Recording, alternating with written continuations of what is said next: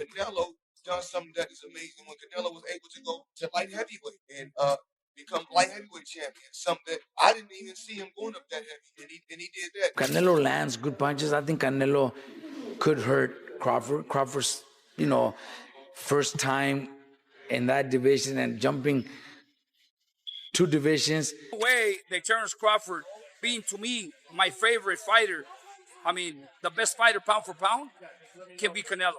A 147-pounder moving up to 68.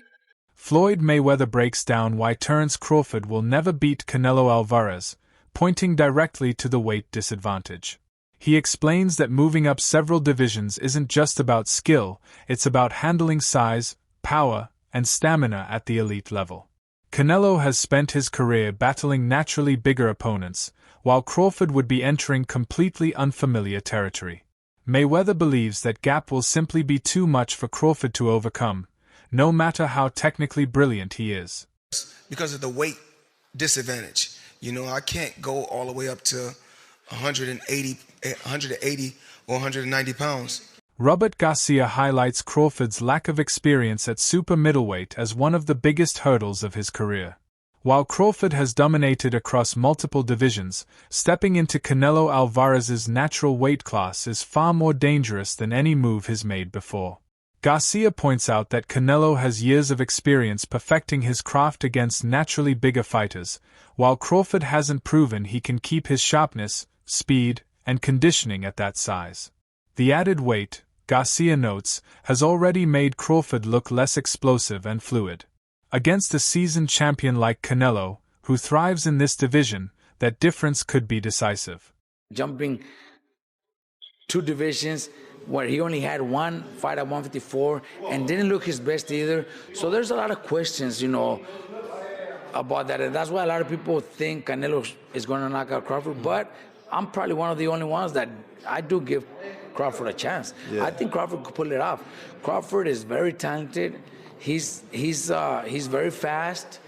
He's very smart in the ring. So I think a perfect fight, Crawford could pull off a decision. Mm-hmm. Okay. I think he could win a decision. I don't pick him. I wouldn't put my money on him winning because it's a very dangerous, risky fight, especially with Canelo being so strong. But Canelo's last few performances, he's looked slow, flat-footed, looking for one punch at a time. And if that's the Canelo that fights Crawford, Crawford could win a decision. Crawford could outbox him, could outsmart him, could land 3-4 punch combinations and move and win a decision. So do I give Crawford a chance? 100% think Crawford could pull it off. Would I put my money on it? Probably not, but I do give him a chance. Yeah, good stuff. Look, Robert, appreciate you taking time to speak to me. I appreciate you letting me in the gym today. Always a pleasure. And hopefully be catching up sometime soon. Thanks appreciate for coming. it. Thank you. Very Cheers. Much. 3-time undisputed is insane. If you were to beat Canelo, Terence Crawford, at that point, pound for pound, right under Floyd. Wherever you got Floyd, I put whatever you got him, Terence Crawford's right behind him. Unless you got him first. Okay, how about me? Because I don't have Floyd in my top 10. I have Pacquiao over Floyd. So I know somebody's about to get moist, but I would put Terence Crawford, man, that's old school. That's Henry Armstrong, Sam Langford. Like that's old. That's Joe Gans and Barbados Joe Walcott and Barbados Joe, not Jersey. I'm Barbados. Like that's old school accomplishments. Man, that's throwback. I would have to assess that. 3-time undisputed in the 4-belt era, and against who? That I don't think Pacquiao would have achieved. I don't think he achieved anything in a single fight that would be greater than Terence Crawford jumping up 3 weight classes and beating Canelo. I don't think Pacquiao achieved anything in a single fight greater than that. Not in a single fight.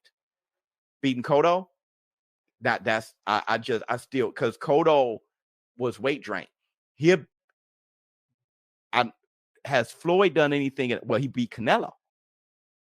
Well, also, if we remember, Canelo at that time was a razor thin decision. Floyd won, majority decision.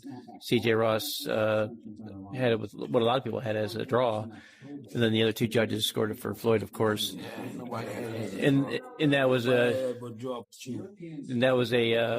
Floyd at the top of his game with a very green Canelo with very little experience, and he still took him, into deep waters. So Yeah.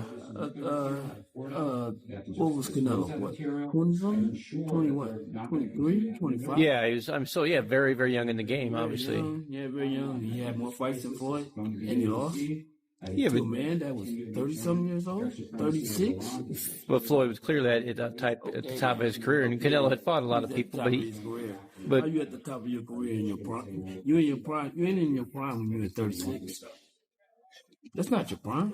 did he lose? I mean, Your prime is in your 20s. it's different for different people. Yeah, okay. Well, so, and that's why Canelo is saying what he's saying. But I mean, don't you? I Want to mean, make himself look like he did something great. You ask him who Skull is, they won't even know who he is. I don't even know who he is. But they chose him for a reason, right? A guy with a good record. But he's a champion in he's the a division. champion. He's got the other stone that's out there that Canelo needs to connect. Again, the fight against Terence Crawford. It's a fight for Canelo to win. Simple as that. That's what I can tell you. Then in September, if Canelo wins, he's got Terence Crawford waiting in the wings. There is no way that Terence Crawford, being to me my favorite fighter, the best fighter pound for pound, can beat Canelo. A 147-pounder moving up to 68, he can only maybe go 2-3 rounds, good 2-3 rounds, and then Canelo hits him and he hurts him. Canelo's being hit by Triple G, the hardest hitter in the division, and never hurt him. But Canelo will hit Crawford and he'll hurt him. Let's put it this way. You remember the fight Benavidez and Demetrius Andre? Yes. Demetrius Andre was a great fighter. Nobody wanted to fight him at 54. He moved to 60. Fight 1 or 2. Nobody wanted to fight him at 60. So what did he do? He moved up to 68 because there was nothing for him to fight Benavidez, a big fighter like that. Look what he did in the first early round. Demetrius Andre was in control. He was doing great. But once that weight starts kicking in, it takes over. There is no way that Crawford can beat Canelo. Turkey Al-Sheikh is a big fan of Terence Crawford. He wants to give him a good payday, and simple as that. That's all it is, man. One of the biggest things in this Canelo Crawford fight we are not talking about is the ring size. If these guys are fighting in the non-traditional 18 by 18 ring, you're gonna want to put your money on Canelo, guys. It is a big difference.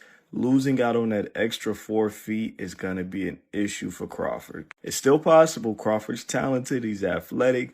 He has all the potential in the world to pull off a crazy upset here. No matter the ring size, it don't matter. Terence Crawford's that brilliant. He's that excellent. But I'm going to tell you, man, losing out on that 4 feet is going to hurt his odds. It's the same thing with 22 feet. Like I said, I don't know what ring they're going with, but if it is in the 22 feet, it's gonna hurt Canelo's odds by a pretty decent margin. Maybe not as much as it's gonna hurt Crawford odds in the 18, but it's still gonna hurt it. You're giving Crawford an extra 4 feet to pivot, maneuver, slip, bob, weave, do whatever he wants. That's gonna give Canelo some issues. I feel like we're not talking about this enough. I heard Turkey said it was gonna be an 18.